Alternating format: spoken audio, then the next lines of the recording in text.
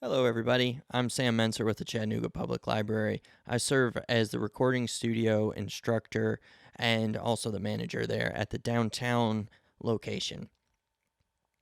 Today, I want to talk about compression and compressors specifically. I think that this is a topic that kind of gets glossed over sometimes, and I think it's also kind of misunderstood a lot too. So, hopefully, I can give you a little introduction on compressors and compression, and you'll have a bit of a more clear idea.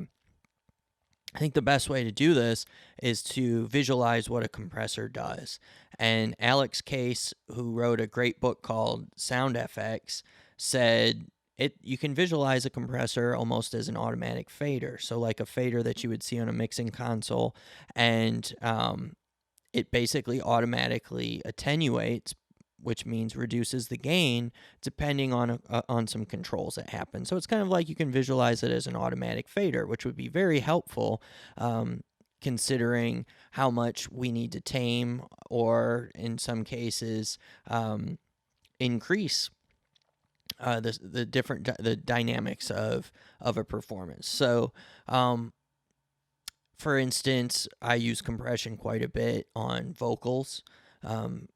Or electric or acoustic guitar picking, things where maybe the dynamics are a little bit uneven and you want to even them out a little bit. Or you can use compression to kind of tie a bunch of things and glue them together. So on the case of your master bus on a console, for instance, when you're mixing, can kind of glue everything together if you send everything through that in your mix.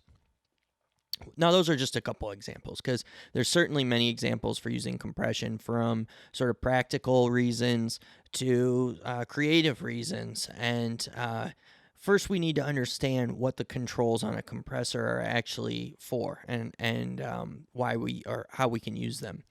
The most basic thing you're going to see is going to be a threshold. And if you can imagine a line, what happens is when the signal coming through the compressor breaches this in dB, in decibel, then the compressor is going to start to work.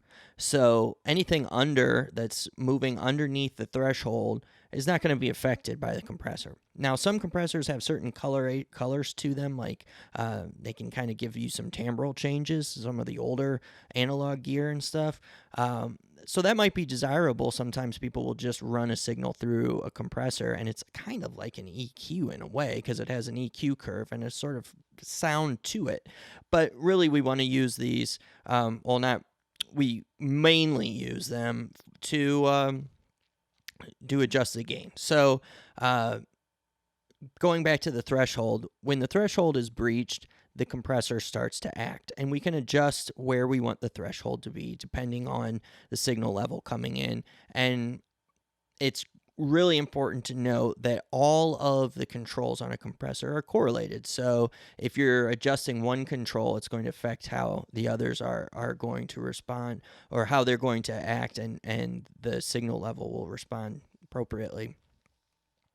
That being said, we also have a ratio, which wasn't originally included on the early compressors, but a ratio could be seen as, usually you'll see it as a number. It'll be 3-to-1, 5-to-1, 8-to-1, something like that. You'll see on your compressor as the control, and a lot of the modern compressors you can actually just type in whatever you want that ratio to be.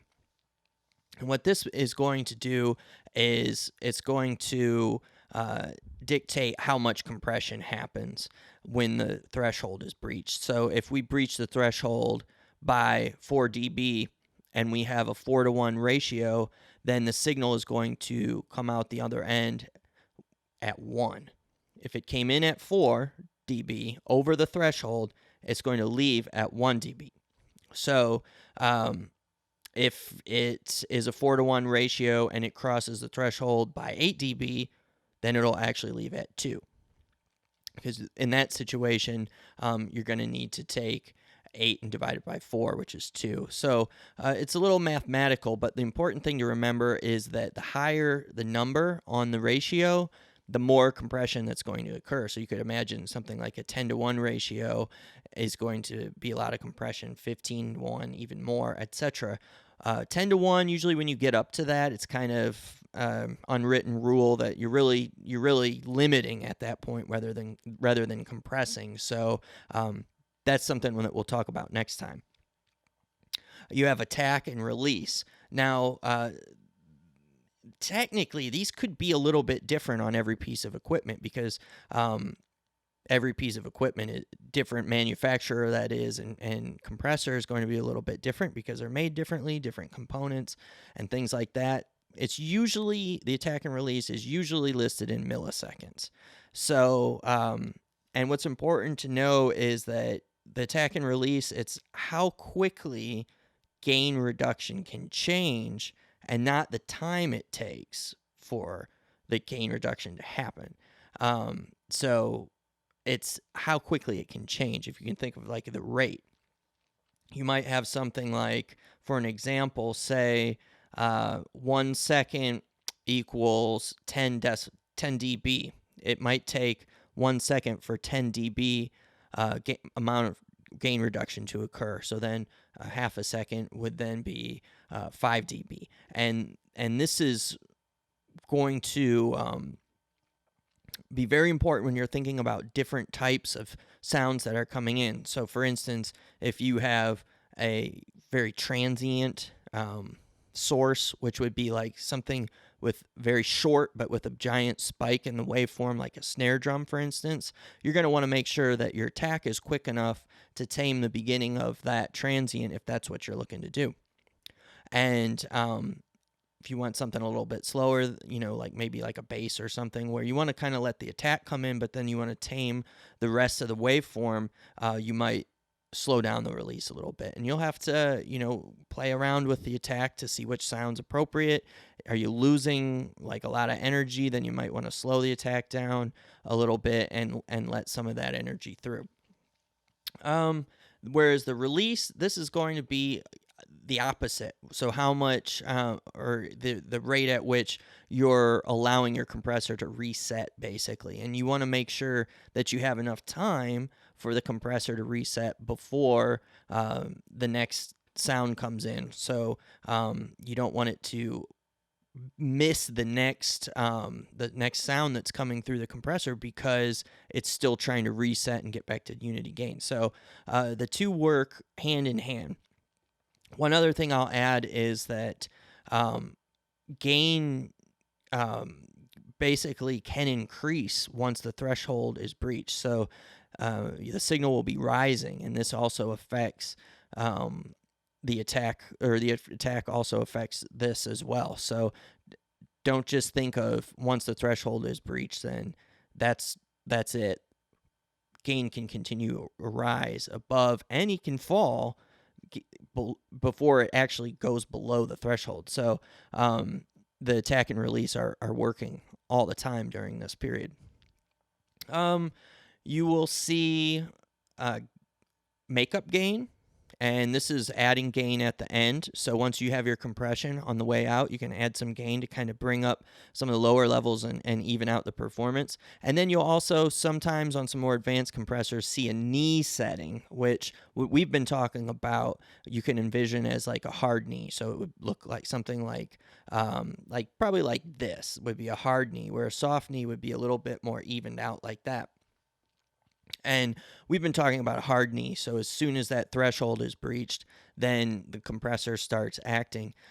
Whereas if you have a soft knee, you can imagine this area around the threshold, which the compressor will start compressing at a lower ratio, and the ratio will eventually climb to its ultimate level at the top of that imaginary zone, that soft knee zone. So you can get a little bit more of a transparent result that way, and it's pretty cool. Now, just quickly, I want to kind of talk about a few of the most popular compressors over time and a little bit of the differences about them. The original compressors were tube compressors, and the Fairchild 670 is a very famous one, very expensive nowadays, and it's a very mu type compressor, so it actually doesn't have a ratio control on it. You also have the field effect transistor, which is FET or FET compressors that came along, like the 1176 by Universal Audio. They're faster than the very mu, and they actually add a ratio. So that's one interesting thing about them. You have optical compressors, which use light in the detection circuit. And what's interesting about that is you would think light would be very fast, but they're actually not as fast as some of the others. But they do yield a musical result, a unique result that people find very useful. You also have a VCA type compressor. This is solid state technology rather than tube. It's more precise, it's versatile. You might find these as a lot of bus compressors. So the SSL, popular SSL bus compressor, this is a voltage control amplifier compressor. So with those being said, we also have digital compressors nowadays, and a lot of the digital compressors, the plugins and things, emulate these older styles, which can be very cool because you don't have to spend thousands and thousands and thousands and thousands of dollars to achieve close to the old, something close to the original compressors. And yeah, so I encourage everybody to try different compressors and see, if you can find things that you like. But I would also continue to ask yourself, why are you using compression? You don't have to slap compression on every single channel. If you are saying, I really could even out this performance a little bit, or I could really glue all these drums together a bit, then yeah, reach for that compressor. But if you don't find yourself needing one, then I would say, don't, because a lot of people tend to overcompress things, and if you overcompress things, then you sort of reduce your dynamic range, and it can actually yield a more flat, stagnant mix. So, with everything, experiment, kind of find